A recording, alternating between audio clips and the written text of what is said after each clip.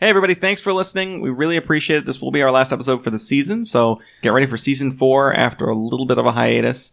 Got some big changes happening on the show. Malik?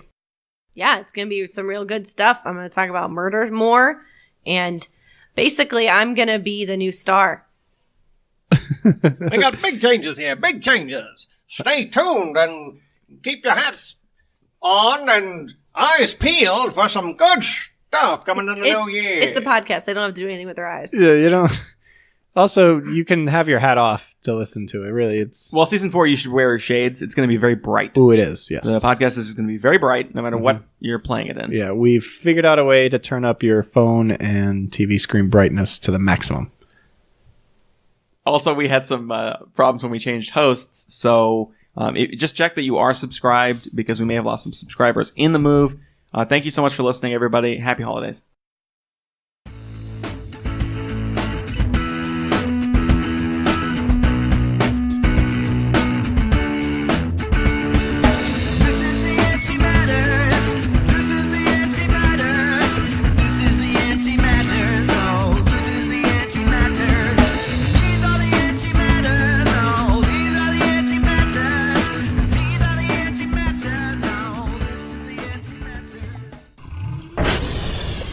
And that's why I think that, 6 is just the perfect number.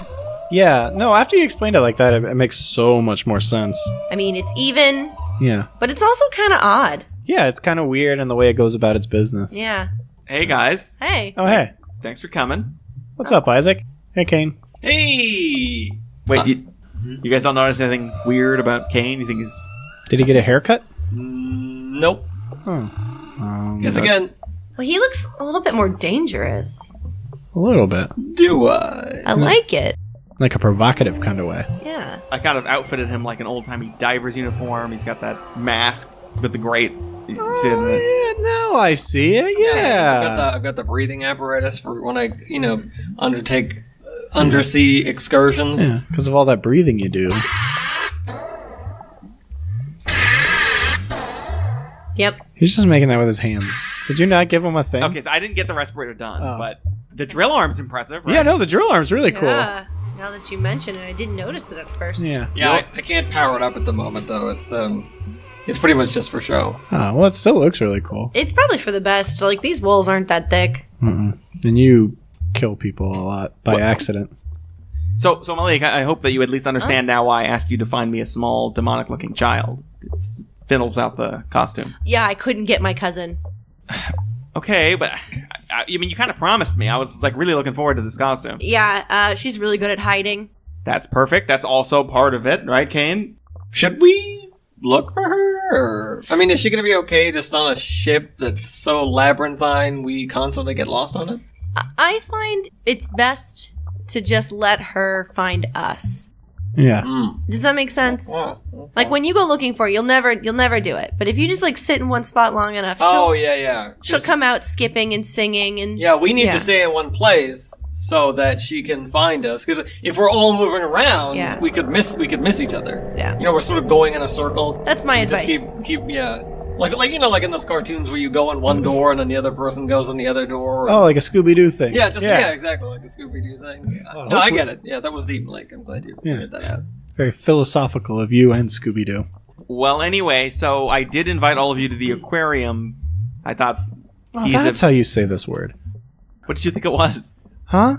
Okay, so, guys, listen, look, he's in the aquarium. We're surrounded by water and fish, and he looks like a giant undersea robot. Oh, yeah. A girl with a... We're here to talk about water. No, listen. Nathan, you love Bioshock. How are you not getting this? Oh, you kind of half-assed. Without the respirator thing, it was kind of hard to see he was a Big Daddy. But yeah. I was making the breathing. I thought it was a Darth Vader thing. Yeah.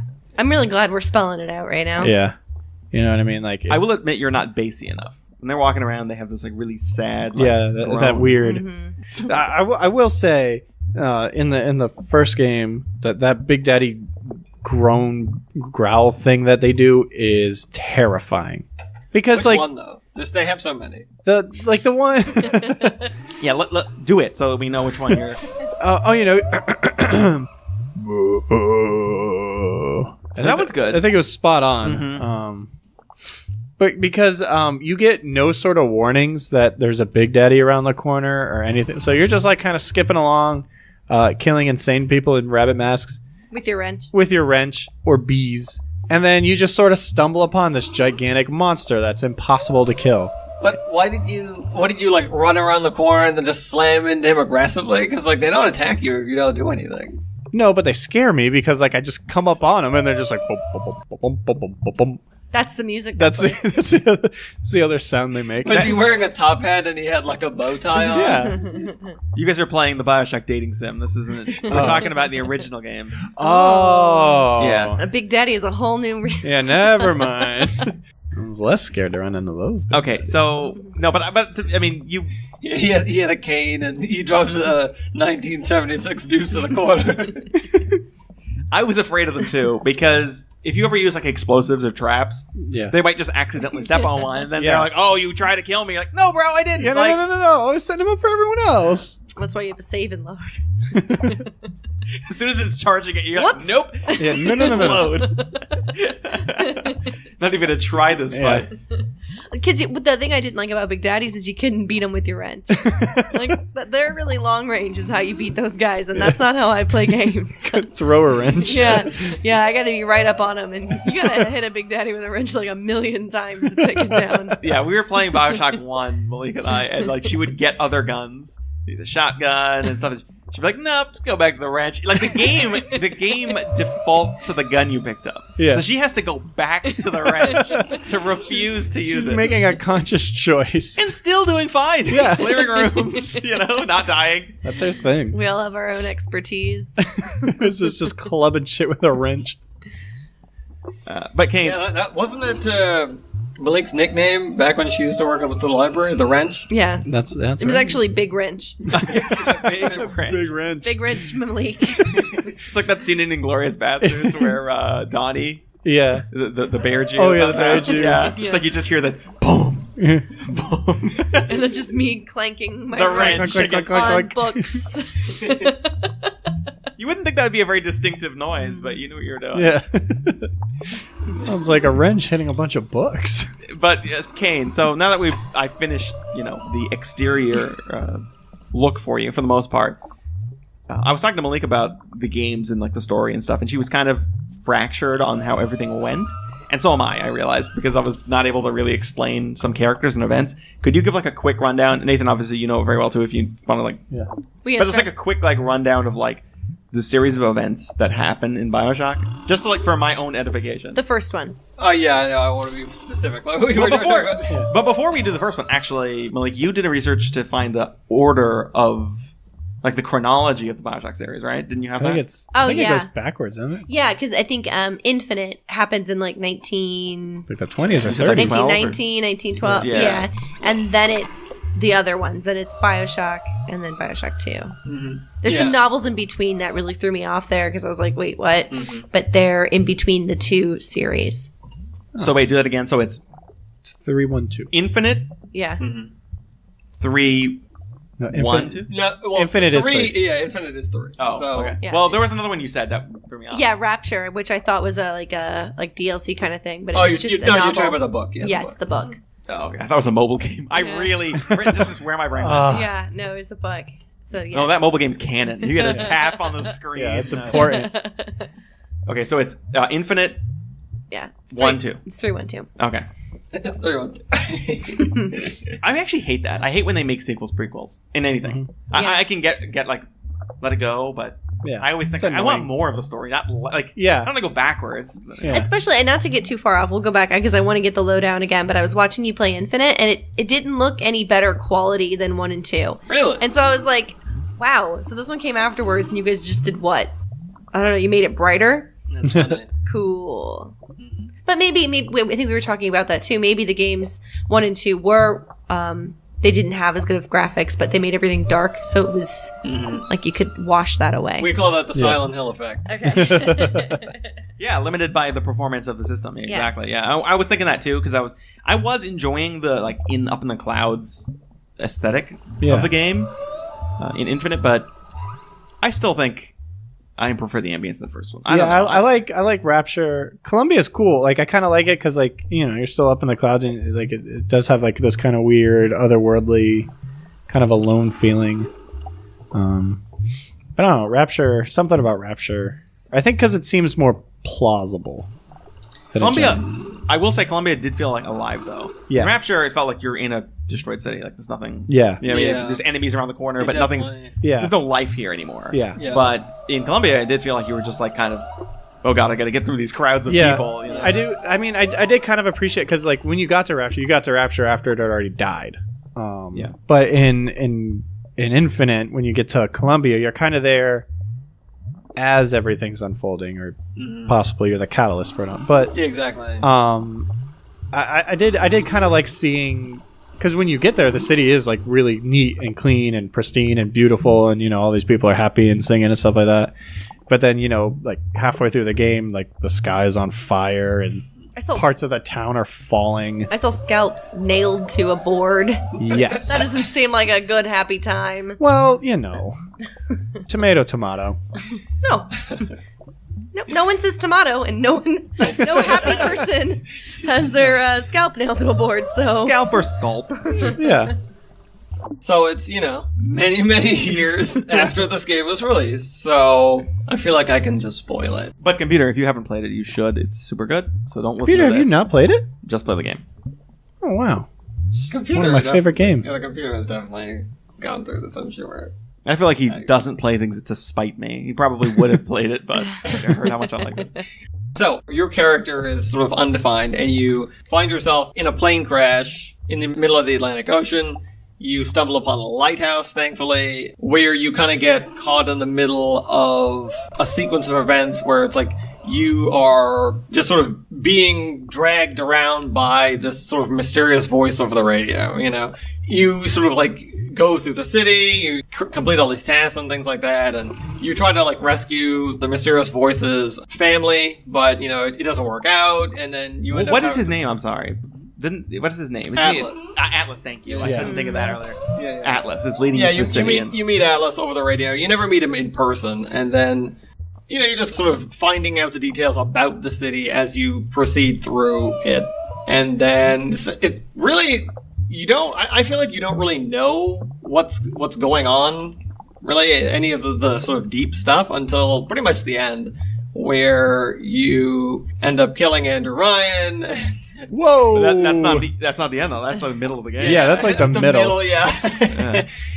Who is actually the founder of the city and the main rival of Frank Fontaine. And then after you kill him, you sort of end up turning there's like a bomb going off or something, and you deactivate it. But in the process, it's sort of like it returns control over to, like, I guess the next in command or something, which is Frank Fontaine. And then it's revealed that Atlas is Fontaine, and he was sort of manipulating you the entire time through a kind of secretive mind control.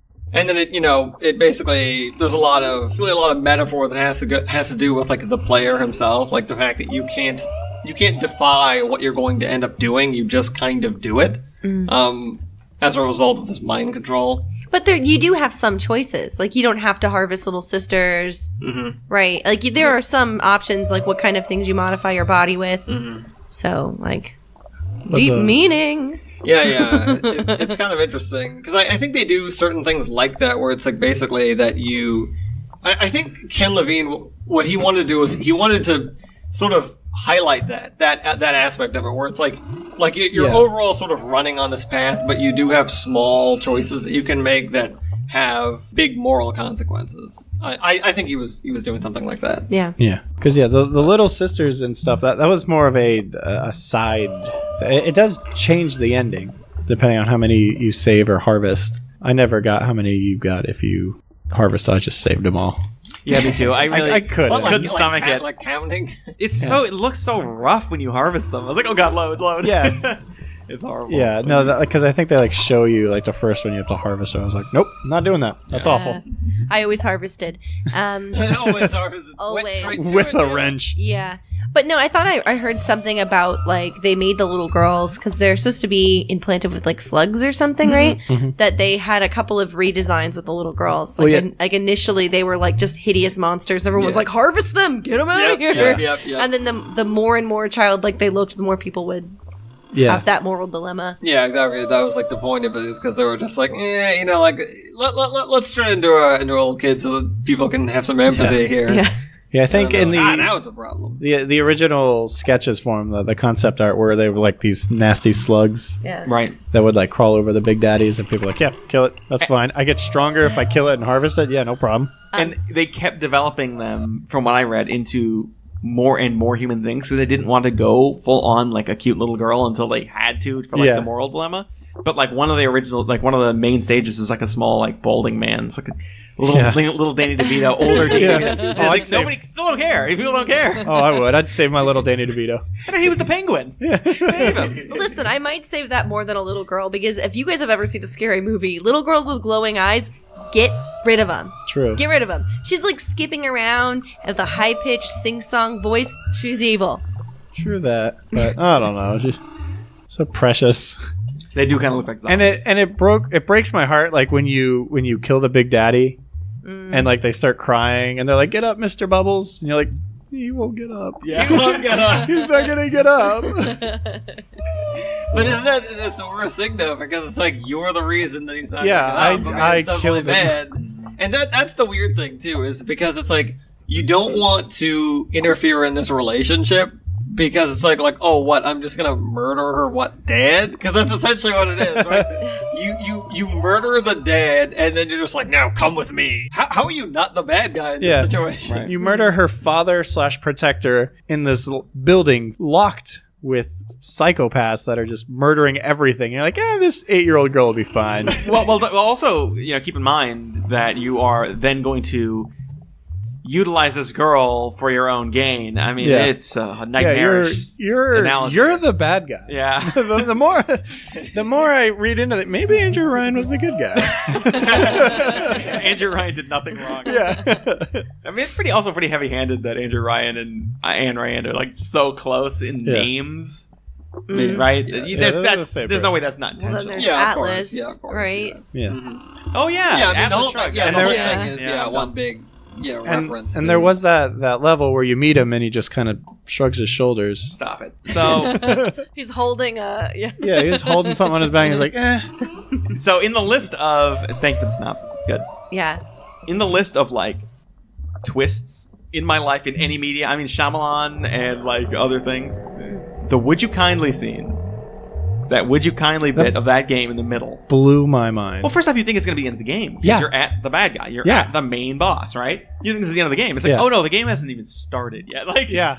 this was all prologue to the actual Yeah. story of what's going to happen here. And we just made a bomb statement on you Yeah. about like the nature of choice, you as a player.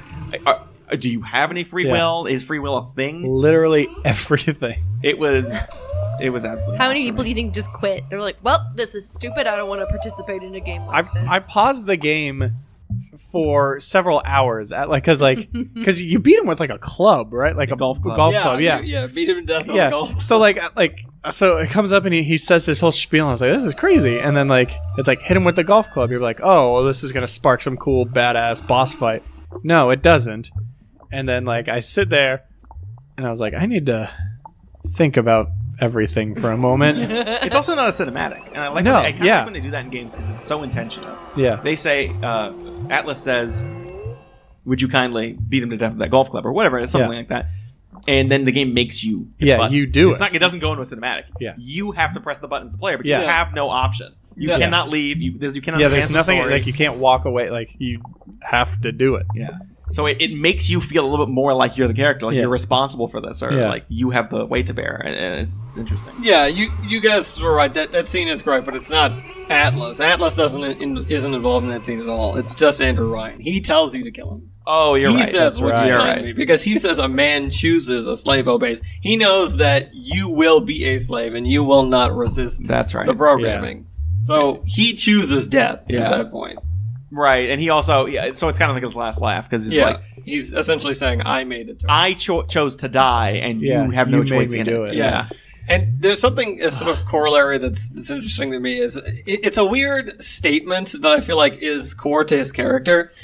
There's this audio log that you come across that I guess he's reflecting on his time when he was on the surface in the United States. He owned like a farm or forest, right? And I guess the federal government was going to sort of like do some like eminent domain or something like that, because they were like, we want to nationalize this property, to use it for public parks or something like that. And then when he heard that was going to happen and he didn't have a choice in the matter or whatever, he burned the forest down just so that the government couldn't get it. Wow. Like he was saying, I can do what I want with my property, and there isn't anything you can do to change my free will. That was his whole thing. Yeah. And it was huge, because I feel like there's a lot of people who would think like that, who would say basically, I would rather spite my own thing just to screw you, right? Yeah. Just to prove the point that you can't have your control over me. If I can't have it, no one can. Yes. But there's something about the propaganda in Bioshock. Not only is the ambience fantastic, but it's also one of those situations where the ideology is kind of tempting. The ideals that he talks about is like, well, actually, the things you're saying, I actually kind of agree with you. It's weird when you listen to somebody that you're like, I know you're wrong. I know you're a bad guy. But the things you're saying, though, kind of makes sense. Well, it's the way they're saying it, right? Yeah. Like, that's how propaganda works. You say things in the way that, like, it's been written specifically to speak to this kind of person in this emotional setting kind of thing. So it's just some speechwriters, man. I think that makes it so much more profound and so much more realistic when the bad guy isn't cut and dry. We've talked about this before, but I also I was listening to something that was analyzing Starship Troopers, and they talked about how sorry, that's funny. Why is they talk about how they didn't use fucking tanks or planes or anything. I mean, not like for ground fighting, but anyway, that's very funny.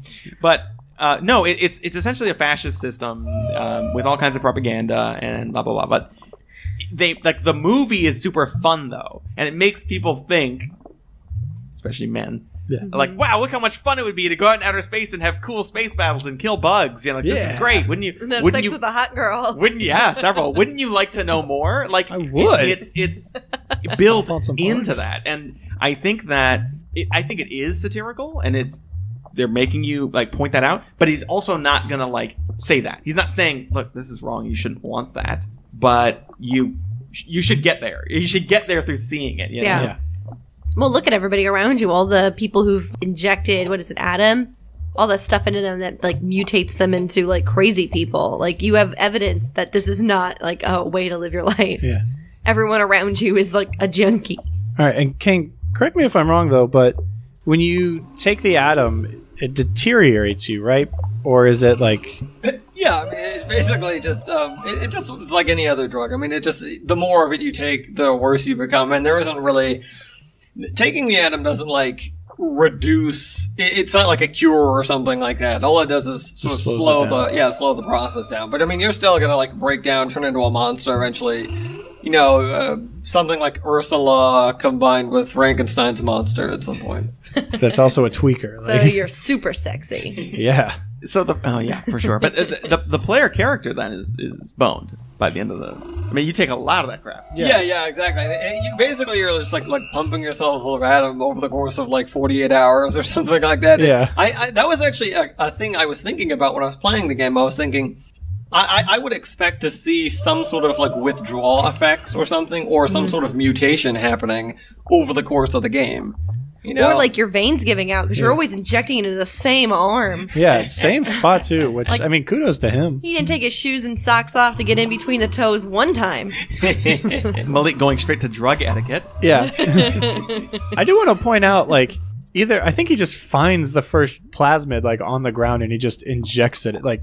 No one gives it. He's just oh, look at this weird glowing thing, and then shoves it in his arm and shoots fire at people. I think that's a pretty good example of if you do a second playthrough, you get that there's something not quite right. A normal person wouldn't do that. Yeah. Don't we find out he's like been designed to do this the whole time? Well, not that, but I think there's a would you kindly in there. I could be wrong, but I think You might be right. I think there's a would you kindly in there right before that happens. Okay.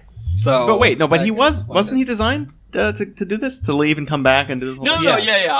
I thought you meant to, be a junkie. He was like made by Fontaine, right? Yep. Yeah. Yep. Yeah, I didn't think that a normal person, unless they had been pre-programmed and were prepared to do this exact thing, would pick up a needle and inject it into their arm. And so, like, you'd have to be really crazy to do that, right, guys? so I think on playthrough, you're like, oh, sign number 1. But there's no explanation for that in Infinite, though. Because in Infinite, it's not an injection; he drinks it. But he just decides to. I mean, well, they that give what him a. No, you need. It's to like do a it. thing. You need to do it in order to proceed. Like No, I know you need to do it in the game, like as a player. But I mean, like Story-wise. he's like, yeah, sure, bottoms up. Well, doesn't he get Yeah. the first one in like a stand or whatever, and it's like one of those carnival barkers, like, It like is, come yeah. on down. Yeah, so Yeah, but I mean, Yes, sir. maybe he's the just thing is, gullible. I feel like it's like smoking in the 50s, right? Like, they're just like, your doctor recommends, Marlboros, Camels, they're smooth, and they'll give you a extended sex performance or something. You know what I mean? It's like, Well, that's true, but Yeah, no, that is facts. Those are those little bottles that you were collecting? Yeah. Those Yes. like little perfume bottles? Right. Are they called Adam as well, or are they called Vigor. something else? Vigor. Vigor. Yeah. Okay. once again, the sex thing is, Mhm. yeah. But, wait, there's no element of Big Daddy, Little Sister. There's no corollary to that at all in Infinite, right? Well, There's- except for you say like is it Songbird? yeah, the songbird is kind of... And Yeah. he's protecting Elizabeth. Yeah, in fact, they actually kind of go into that. Is that the precursor? That's exactly the precursor. Sure, that makes sense. But I meant gameplay wise. I meant gameplay okay. mechanics. Story wise, yeah, that makes sense. Yeah, If you for sure. want to count the handyman, but it's not quite. But there's no Little Sisters, so there's Yeah. no real. I mean, they're just yeah. Yeah. they're the silent boys or whatever they're called, the quiet boys. Oh, they're But- not. Yeah, Yeah, but they're not really the same as little sisters. Why do you draw a comparison to the little sisters? Well, because they're children and small and Creepy? possibly, yeah, they're really creepy. I must not have gotten to that. Yeah, I was playing it Yeah. all day, but I haven't seen any. They the come little later. Brothers, the little brothers. Yeah, whatever they're called. They're not nearly as creepy as the little sisters. Really? They're always Yeah. playing the sound of silence when you come up to Yeah, Little girls have a special ability in that. yeah. It's the whispering. Oh, I hate the whispering. Actually, in the canon, the little sisters are. It's actually in there where they're. Apparently, they tried it with boys, the whole experimentation thing, and it didn't work. It was something about women. They could only do it with women. I read something about that, and they were trying to keep the little sisters comatose, like they just injected them with like the little slug thing or whatever. But they had to be moving around in order for it to take, for the atom to develop. And Yeah, I was yeah. like, that's so messed up. Yeah, exactly. 'Cause, yeah, there's a lot of stuff like that. It's really. Anyway, I'm not gonna make a real world corollary here. 'Cause So again, spoilers. But at the end of Bioshock, depending on whether or not you chose to save the Little Sisters or what do they call them? Harvest. Thank you. That's the word. Yeah. Harvest there, That Adam. sounds so much worse. Every time. The ending is very different. And it Yeah. actually, there's 4 different endings, isn't there? That's what I heard. Like it's a gradient. There's two- I there's think two you might be things. thinking of the second one. In the first game, I believe there's only 2 endings, Oh, maybe I'm thinking of. or 3. No, I believe it's 3. Yeah, Well, either there's way, sort of a neutral ending, and then the good and bad. I only got the good one. fair enough. But it's based on more than just the Little Sisters, right? Isn't it like Nope. 2 choices? Nope. Oh, really? Yeah. In the Okay. first one, it's a lot more black and white, so to speak. But in the second game, they actually do go into the choices. You can make more choices than just having to do with the Little Sisters. You can do it with other characters, minor characters. And can Yeah. you keep track of that through it? Like karma. What is it? Fallout that has karma. Yeah. Can you keep track of it in Bioshock 2? No. No. Well, I mean, in your head. I In your guess, head, okay, but yeah, there's you- no, But it's like- not like There's an no on-screen. meter. There's no yeah. meter. Okay. Good, bad. You are currently evil. you Yeah. know? Or shithead level of. Frowny face with poop coming out of my ears. Okay, very bad. I was actually kind of worried about that after playing Bioshock 1 and 2. When I was playing Infinite today, I would do things accidentally that were bad. There's this one situation where people are trying to get money out of a vending machine or food or whatever, and they're kicking it and they're trying to get it open. And all the Silver Eagles, the coin money, you're fine. But if you take the purse that's on there, then they all turn on you because you stole it, I guess. Yeah. And they start fighting you. Of course, you're going to murder them. But I felt bad. It was like, I don't want to kill you. You're going to I'm sorry. Take your stupid purse. And then I felt worse because then you turn to the right and you have the opportunity to have Elizabeth use her powers or whatever to like get them food. But they're all dead at this point, and I'm like, I'm a monster. But how are you Here are your supposed to know chips. that? So I was like, I don't know if it's like the game's watching me now, like the morality of the situation. That is so weird. I don't remember that at all. What's he gonna do now? But yeah, I You're actually screwed. You might as well just kill everyone. The now. ending's just Elizabeth sitting there just like, Wow. wow. you have that scene in the game though, right? Where Wait, hold on. I didn't beat it. He hasn't beaten No, this it. is the beginning. You already played this. Oh, okay. Yeah, it's that scene in the beginning or whatever when essentially you have your, I want to say first battle with her, and then she's like basically judging you. She's like shunning you for like the first 10 minutes or first 20 minutes after that or something. She's like, "You're a monster. How could you do this?" You know. And Yeah, he's talking about this time where you have to get tickets to something, and the ticket master is very clearly getting a heads up that you're there. Mm-hmm.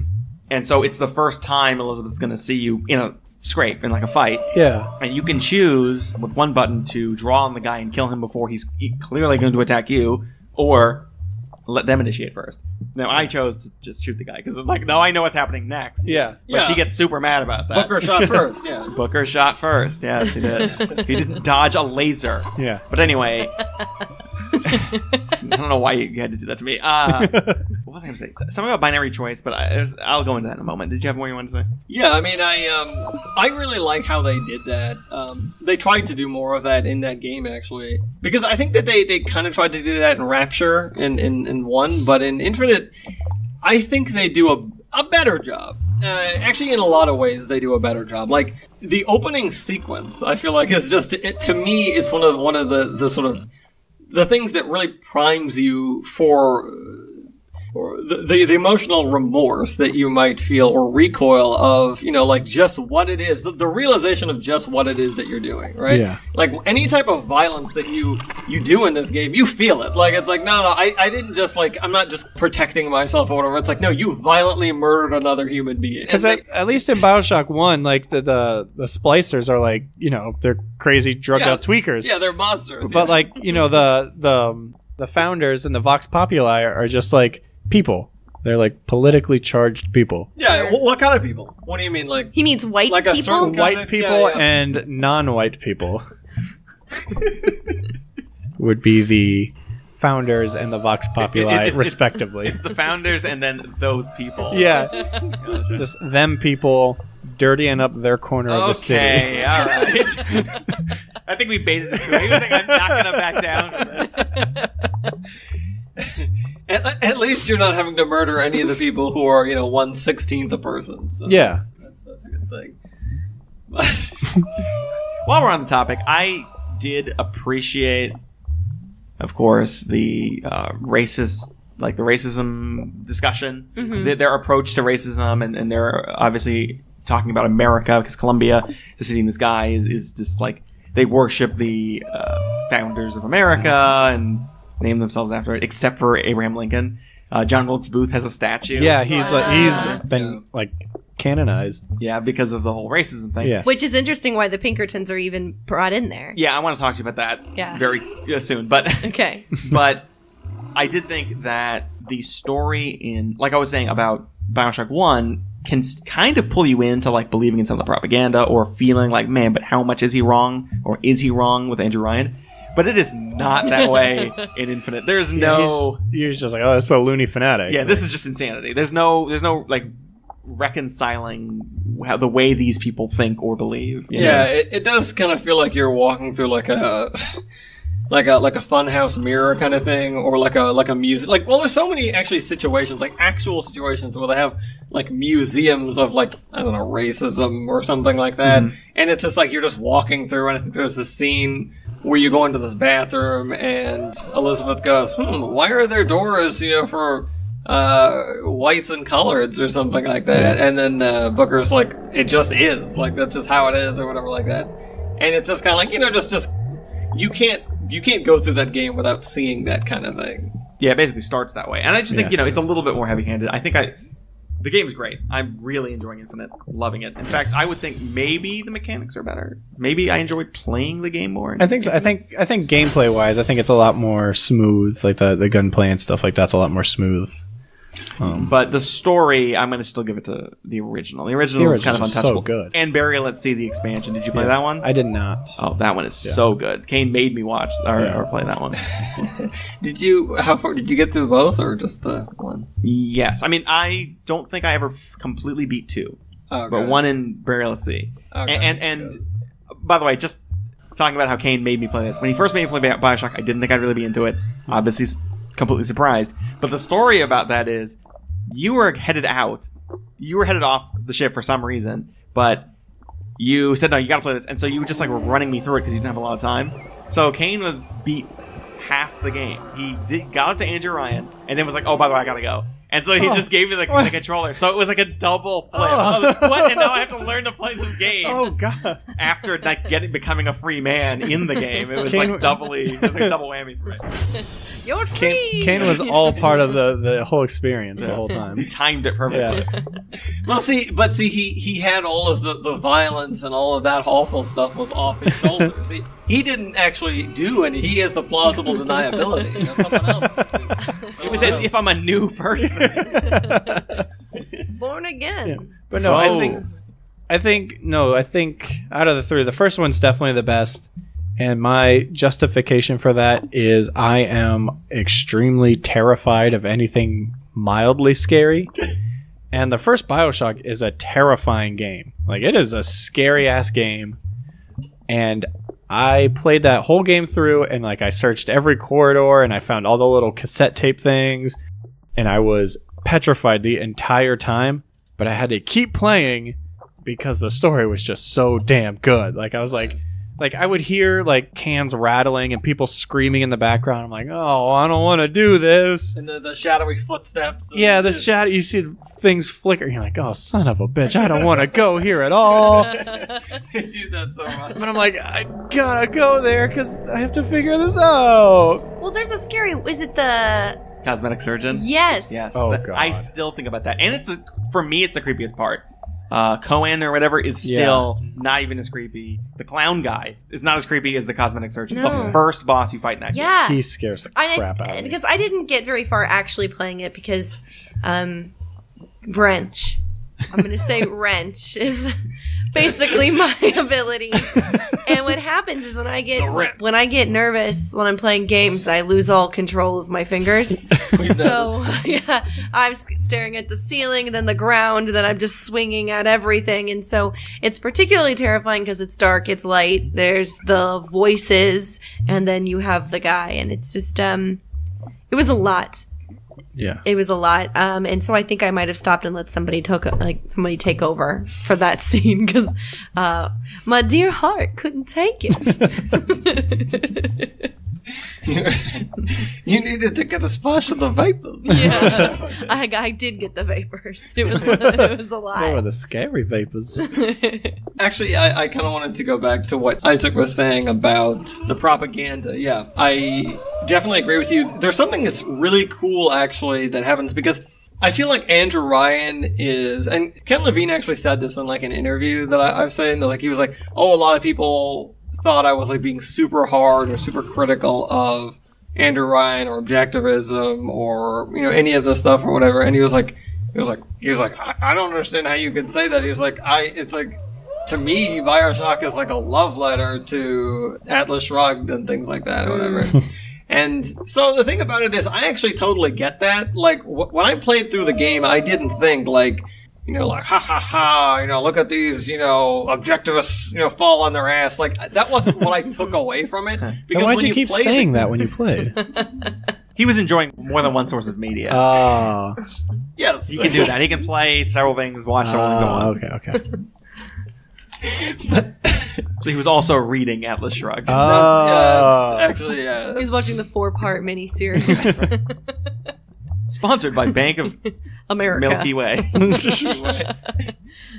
For some reason, America's gone, but Bank of America still exists. That's how. Yeah. They offer really good interest rates on their credit cards. That's why. If you're a business. Yeah. Let's not. I don't want to. By the way, the ship is being repossessed by Bank of America. One late fee. Did they us can in. find their papers. I used an ATM that wasn't on the ship.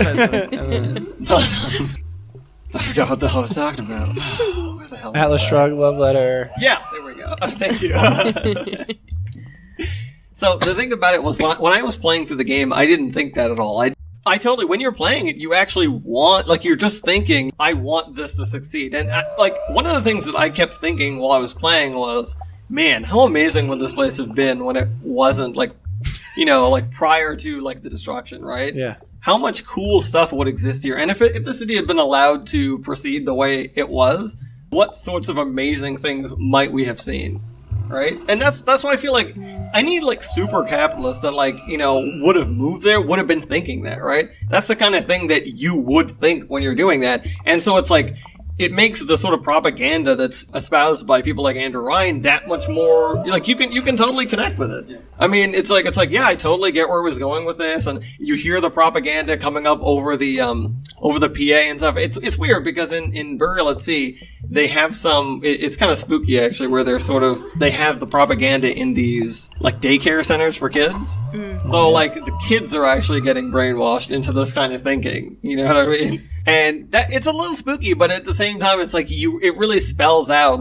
his philosophy. And on the sort of opposite note, though, it's interesting because Dr. Lamb in the second game, they have these philosophical battles, these debates, and Andrew Ryan is such a good speaker that you just think oh man, after you played the first game, you think no one can rival this guy, right? His rhetoric is just so much better than even if you're someone who doesn't agree with his philosophy, you really get where he's coming from, and you might even kind of root for him, especially with the juxtaposition of him and Fontaine. It's if I have to pick between the two of them, I'm going with Andrew Ryan. Yeah. But once Dr. Lamb gets on the scene and you hear their debates, you can see why someone might have went with what her position. Yeah. And it's super interesting. Just the propaganda, the battle of ideas going on there. Wait, Caine, do you think people would do that in a society? Brainwash children?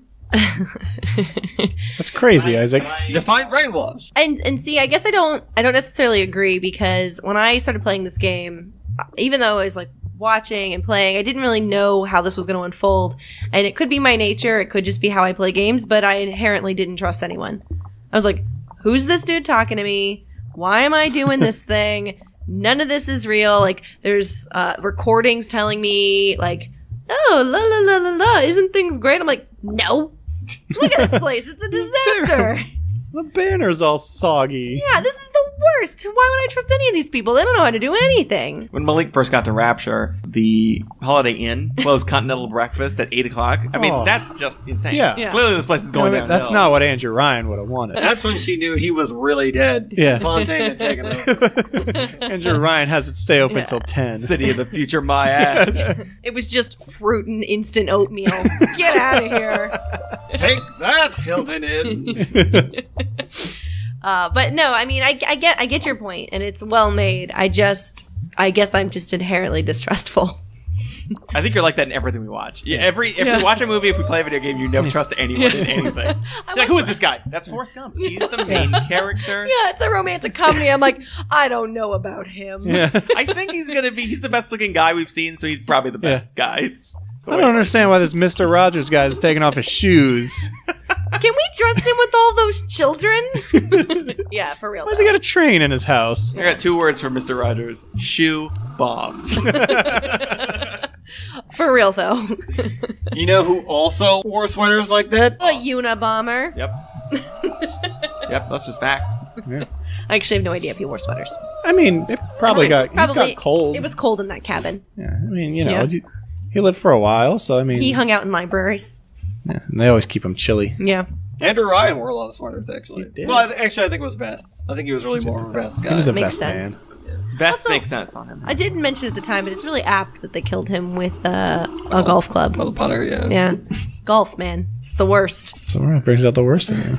Have I told you guys this isn't entirely related, but it's slightly related. Have I told you guys how I always like go to Marxism when I'm like think about anything, no matter what the issue is? I'm reading a book. I always think about things from like the Marxist perspective. I can't even stop myself. I don't want to. Yeah, but pinky. I immediately see everything as a class struggle, and I can't help it. I was like, look at the Smurfs. This is a clear oligarchy here at the top. Yeah. Papa Smurf.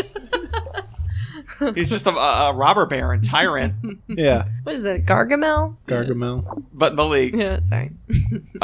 So they reference in Infinite the Pinkertons. Yeah. Booker, the main character, was a Pinkerton, and I guess he broke up like unions or something. Yeah, that was a thing that they did later, but it's really interesting to me because I hadn't gotten to the point in the game when you said that they don't think that Lincoln was like a cool dude and that they are having statues to John Wilkes Booth and all of that. Because what the Pinkertons are really, really known for was helping Lincoln become elected. Like, he was elected, and they had to sneak him from where he was to, I guess, Washington. And the Pinkertons were involved in that. They, disguised him. The first female detective, Kate Warren, helped him do that, protected him. And so that the fact that this guy was a part of the Pinkertons is interesting, because that's their big accomplishment is saving Lincoln so that he could be elected. So this is an organization? I really don't. Oh really yeah. They're like the special forces, right? Before the special forces or something like that. Alan Pinkerton, he's from Scotland. He came to Chicago and he started this group. It's a security agency and detective agency. So they protected big people, but they also did stuff. You could hire them. Rather than the cops did a thing, you could be like, listen, I got a lot of money. I need you to go follow my wife. I need you to go to do this thing. I need you to slave for the president. They had roles all over the place. So, and it started there and it branched out and it got bigger. It still exists today, but it's mostly security now. Oh, neat. Yeah. Well, they're known as the Pinkertonians now, Yeah. but that's just so it sounds more spacey. Yeah. But the unions, it's interesting that you mention it then because, so yes, originally it was 1850s-ish is when they started. And so by the time Infinite would come around, Pinkertons were synonymous with breaking up union strikes. They would send them in to, and strikes. Yeah, that's what I was thinking. They were strike busters, strike breakers. Yeah, Yeah. That became who they were. But originally they were super badasses. Interesting. Yeah, I mean, some people might still consider them badasses. I just don't. Okay, interesting. That's way more complicated than I would have expected. Yeah. But I think that, I really like that you add. I didn't know about the Lincoln thing, and that's how I learned about them. I read a book about Kate Warren, and she dressed as a man. No, I think at that point she acted as Lincoln's, sister, but Lincoln was, they dressed him up as an old man in a wheelchair, and she traveled with him in train as a disguise and protected him, didn't sleep to protect him, got him too, and then he became president. That's cool. So just real quick, that's what the Pinkertons were about. Very cool. Kate Warren, look her up. She's baller. I'm going to talk about binary choice, unless somebody else has something that they want to go into. Bioshock. Can we just say a word about the opening of Bioshock? The first one? I really think... I think one word would be okay. I think that it's really, seriously, one of the best openings in all of video games. Yeah. And I'm not joking about that. I Go ahead. legit think it is just everything that they do there it makes sense from a development point of view. It makes sense from an artistic point of view, from a storytelling point of view, from an immersion point of view, just the atmosphere, everything that happens there. I feel when you first open the game, it's you're on a ride at Disneyland. I thought I was gonna die. Yeah, I think the screen starts to get all bloody and stuff. You're like, this isn't fun. You're in the water. I'm this is it. I've Choking just to death. started. Yeah. When I played it, I think it might have been one of the first PlayStation 3 games I played. The opening cinematic, you're in the plane, and it goes and it crashes. And when you first get control of your character, you have to swim. But I'm sitting in the water, and I still thought it was part of the cinematic. So I just want to say it was really neat for me because I thought it was very... Oh, okay, so you were the transition there. You were. Yeah, impressed I with didn't it. know. The graphics were really good to me. When Nathan first played it, he got hypothermia because he just sat in the water. But that's just because I always sit in a tub of ice when I play video games. Yeah, so he couldn't tell the difference. He was Yeah. I was like, this is so great. I didn't have the wrench yet. I didn't know what to do. How do I swim without a wrench? I don't think it's possible. No, I don't think anybody can swim without a wrench. Anytime Malik plays a first-person shooter without a wrench, he doesn't know what to do. So, how did you feel about Half-Life? When you get a crowbar, is that the same? Is it a kind of... middle ground between? I didn't play Half-Life, but I did play, the Alien game. And Isolation. Isolation, and you get a wrench in that, and I was like, oh, hell yeah. Here we go, in my element. It's about to start. She was doing like Assassin's Creed shit with that alien, just flipping over it. And, Yeah, every game. Yeah, I look for it. It's not even a mechanic. How is this happening? How are you doing this? Quick time events with this wrench. It's the wrench. Anyways, no, you're right. It's very, like when Nathan was saying, very, like, you're so immersed that it feels cinematic still. You're just like, whoa, do I have to do something now? Yeah, I mean, I remember seeing some like footage of like old rides at Universal and stuff like that, like King Kong and stuff like that. I feel like, seriously, if they had that ride at Universal Studios and it opened like there was a Bioshock ride, I would want it to just have the opening from the game. So it's an automatic you get wet ride. Yeah. Also, you're going to be in a plane crash, so maybe no pregnant women on this one. And you'll be lit on fire, so. Well, to be honest, if you did get wet in the opening sequence, you're probably dead. So let's keep it real. You wear your poncho and you're like, this will help me. This'll help. No, you're in a pool of water. Now, I want to revisit this, what you mean by... because there's an actual plane crash. Yeah. So you would have people in a plane crash in a theme park? That's a core part of it. Hitting the water, and only one of you survives. Yeah, wait, I think Caine's forgetting how fragile human beings are. Yeah, I get it. Yeah. Humans will not be able to survive a plane crash. Yeah, you take that into account. But how did you... When I was designing this ride, Universal will never approve this. I forgot humans die when you drop them out of the sky. I think that the opening to 2 is nowhere near as good as the one for 1. Did you play 2? I played 2. I don't. What was the opening? I don't remember it. I think it's. Was it the same? Actually, okay. Well, I mean, like, there is a scene where they do sort of like a backstory where don't you go back? They show you. Don't you go back to the lighthouse? No. In 2? No, there's no lighthouse in 2. Oh. Yeah, they don't reference that at all. Yeah, it's actually interesting. It's completely absent. But anyway, yeah, that's not in there. They do a little opening cinematic where they sort of give you the let's bring you up to speed, on what's happening. Oh yeah, they wake you up. You're on the gurney. That's right. Yeah, they wake you up, and then you're walking your daughter through the halls, and then That's you have that encounter with what's her name, Lamb. Yeah. And then you just wake up in the tube. And you're just like, and you're just like, I'm a big daddy now. What's up? Yeah. But it's nowhere near. Like, it's just like you get totally robbed in the second game. Yeah. In the third game, of course, in Infinite, that's kind of an interesting. It's kind of like Lord of the Rings, actually. Bioshock Infinite has the same number of intros as Lord of the Rings endings. It's like 35. But what do you think, man? I mean, do you Malik, did you play through the opening of Infinite or no? I just played the very beginning, which was creepy to me because it's there you are at another lighthouse, right? And then there's those. It's like that weird churchy kind of feel with the lights everywhere. The candles are all lit, and then there's just like people standing there, but you can't interact with them. I was like, no. Yeah. How do I get out of here? It wouldn't be Bioshock if you didn't have that, right? Yeah. Well, I was just like, am I supposed to be able to talk to them? I kept like walking up and like slamming my body into theirs. As one does. Yeah, that's how Malik initiates conversations. Well, I'm just, again, I don't know how close I have to be before they'll communicate with me. Just like in real life, yeah. I think that the original Bioshock really pulled me in because there was something else to do. You knew you had to swim, and then you go with thing, and it just starts happening. And I didn't feel that way with Infinite. I did kind of wander around that first baptismal room thing for there a was minute. more things to explore. There wasn't an explicitly like, this is the first thing you do, the second thing you do. Now there's candles everywhere. What the fuck? And I did stop to listen to the preacher guy for a little bit. Here's a little spiel. I opened drawers and stuff. Yeah. But yeah, no, in the first one, like, I mean, maybe it goes with the whole illusion of choice thing, but like, you get dropped off in the water, and like, you have to go straight to the lighthouse, and you have to go straight down the stairs, and you have to like, but like, but let's look at this another way, then, right?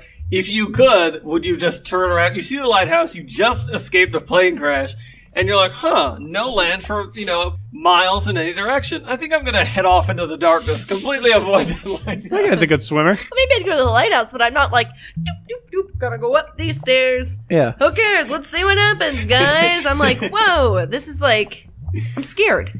Yeah. I'm scared and probably shaken. Well, sure. Actually, Mildly fun fact, concussed. you're actually, I believe you're sort of in the North Atlantic, near like... So it's real cold. Yeah, near like Greenland, I believe. Probably right off the coast of Newfoundland. Yeah. So I believe you're actually technically in the boundaries of like where the Titanic sank? What is it? Finland? Denmark. Yeah, I think you're sort of in the territory of Denmark. So the water is super cold there. Just want to say you wouldn't want to hang out in that water for too long. Well, they got the fire on the water. You're fine. At your theme park, we should make it heated, though, Yeah. for comfort. No. You're breaking the realism. But anyway, my thought was basically just, if you had to pick one, do you think you'd go with the Infinite or the Rapture opening? Like, to actually be a part of? No, I mean, just, Which one do you like? Oh, which one do I like more? Oof. I think both the first one and Infinite kind of really, really set, like, the tone for each game. They really like, do. in a really good, like, because in the first one, you get, like, that kind of, like, alone, desolate, and, like, even the lighthouse is pretty run down. And then in Infinite, like, you get, like, this weird, culty, churchish kind of vibe with everything, with the weird baptismal and the chanting. You're so right. Like, that's perfect. Because I was, like, super confused. And maybe that's the way the whole game's supposed... Like, you don't... Like, I was talking to you, like, are you a good guy? Are you helping Elizabeth? And you're like, Mah. Yeah. And... The whole game is really confusing. Let's not... Yeah. Yeah, but I guess I I felt think they definitely wanted to muddle the waters there. Like, I think Ken Levine really likes... Is that a pun? Aha. But the first Bioshock was really one-directional, right? It was like, these are the things you have to do. Mm-hmm. And then there were choices. So that's a good point, Nathan. So I think, just me, I don't know. Because they're both really... I think I like Infinite a bit more. Okay. I think I kind of like the aesthetic of it all. And personally, I think I've mentioned it before, I find chanting to be really creepy. Mm-hmm. And like when they're all doing weird hymnals and chanting tones, it terrifies me. So I kind of like that whole aesthetic of it all. Noted. Yeah, and it is. The Infinite's super lengthy too, because it's funny, right? Like, you think like, which one of these counts as like the opening, but it's like it goes all the way up until the casual racism at the beginning, right? Like, well, I think the opening is still going at the end. Like, I think the game is just an intro. Actually, come to think of it, when you meet Elizabeth, which is like, an hour in the game or maybe more, you do like pass out and have to find her again. It almost feels like you did just play a prologue, right? Yeah. Jesus Christ. It is. I thought that was a joke. That is not a joke. It's a lot of intros. Yeah. It's a lot of intros. It was only an intro. Still intro, right? Yeah. There were like 5 title screens, and then That's what they mean by infinite. Because I seriously, I don't even. I enjoy that. We made Malik happy. Good night, everybody. Changing modes here, though. I had a thought, and I was thinking, if you could design a plasmid to be in the game, what do you think you would have picked? I thought one that would be kind of cool, I think would be, I don't know if it's actually one, but when you hit them, like, it makes them have like these weird illusions of how it like used to be. Like, it's like that weird psychosis where like instead of a rundown dilapidated place, it's like how Rapture used to be. I think that would be kind of cool with the aesthetic of the game. Oh, wow. I don't really know. It wouldn't really work. Like, if you got hit with it, it would look really cool. And would you use that as like a stun? Like, yeah, it would be kind of like a stun. Like, they would. Oh, yeah, ballroom dancing. Yeah, like they get hit and be like, oh, it's the 50s again. Yeah. Huh. So 10 years ago? Yeah. No, I'm thinking of it as the plasmid. You eject yourself, right? And now you've got this power of you're an animal until it runs off. Mm-hmm. Yeah. That'd be neat. Yeah, that would be cool. Like Beast Boy. That. Yeah. Yeah. Would you still do it if it only turned you into a roach? Why not? Oh, gross. What People would be step the on me. advantage of that? What do you mean? What would... Stealthy. Of course, Small. yes. Basically Because you're immune to all stealthy, it poison. would fit right into the thing. Yeah. I just told you I hated being stealthy in games. I don't Why? want that. I want to come in. I'm like, oh, hey, I'm a kangaroo. Here I am, ready to fuck shit up. I hope that's how your character talks. I would As hope a you kept kangaroo. your ability to speak, yes. Yeah. But only in that cadence. And I'm boxing. I got gloves on. I'm imagining you with a backwards cap. Yeah. I don't know. Yeah. As a kangaroo. Yeah. You're like a Dunkaroos kangaroo. Dunkaroo. You're not a kangaroo, you're a dunkaroo. I'm a dunkaroo. Well, Only 90 kids will remember. So that's my choice.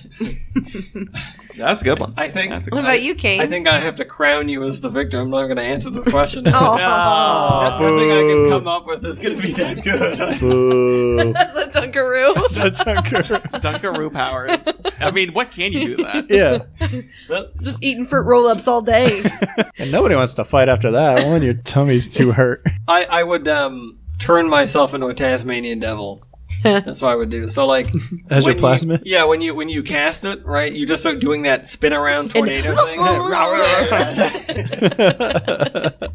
and just anything that gets in your path just gets sucked into your You just tornado. get eaten. You know? Yeah, that's good. Oh, So yeah, shit, Caine, you were really hot, man. You're overheating, I think. Yeah. he's yeah. really- You know oh, what? yeah. It's because I was thinking about how they ended Let's see. And I gotta tell you, it really inspired my nerd rage. Like I was just super angry. It's like, how are you going to end this series? This beloved character there, and they totally just give her the shot. What's happening? Here, wait. I think it's just dramatic effect. I'm just gonna get in with my wrench. Hold on. There. You made that weird sound stop. Yeah, I think that worked. Caine. Caine. Okay, I'm gonna unplug his. Just reset him. How do Just you, reset how do you him. reset him? I don't know. Do you I'm going to stick my finger in his butthole and in his eyeball. Is that doing anything? Now his eyes are just flashing 12 o'clock. Yeah. Well, I don't know why you knew that, but I'm glad you did. Yeah. I don't need. I wasn't trying to reset him. Caine, are you all right, man? I just saw an opportunity and Is took he it. off? Does he wake up? Hey, I can buddy, you all right? put my finger back in his butthole if you want. Ah, shit. Okay. Oh, Well, no. okay. I really. I don't kinda- take any blame in I this. think we bricked him. I think Isaac bricked him. Listen, we all messed with him. Okay, so No, I only helped. I just gave him a drill arm. Why would that cause him to shut down? You beat the crap out of him with a wrench, He was already malfunctioning. and you stuck Yeah. a finger up his butt. So? I do that to everyone here and they don't shut down. That's true. We need to address that. But for right now, well, at least let me get him to his charging port or something. Help me. Get him on this so cart here. heavy. Here, I've got a dolly. Hang in there, buddy. We'll fix you. I hope. I think. Hopefully soon. Here we go. If not, he's a good coat rack.